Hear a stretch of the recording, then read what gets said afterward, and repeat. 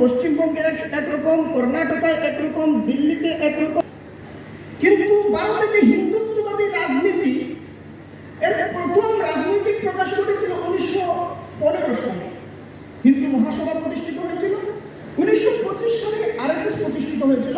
1952 সালে প্রতিষ্ঠিত হয়েছিল তাদের প্রথম রাজনৈতিক, আরএসএস এর অধীনে প্রথম রাজনৈতিক দল ভারতীয় জনতা পার্টি।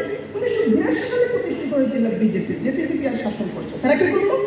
সমস্ত বিবাদমান ভারতীয় হিন্দুত্ববাদী দলকে ঐক্যবদ্ধ করে মুসলিম বিরোধী এমন একটা প্ল্যাটফর্ম তৈরি করেছে।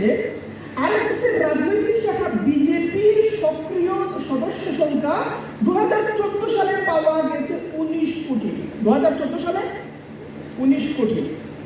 19 কোটি শুধু বিজেপি আরএসএস এর সক্রিয় সদস্য সংখ্যা। আপনারা কি আত্মতৃপ্ত হচ্ছেন? আপনারা কি করেছেন? নিজেকে প্রশ্ন করা দরকার। আমাদের চারপাশে এগুলো হচ্ছে। এই হুমকির মুখে, এই চ্যালেঞ্জের মুখে আমাদেরকে এখানে লড়তে হবে। ফলে আত্মতৃপ্তির কোনো সুযোগ নেই।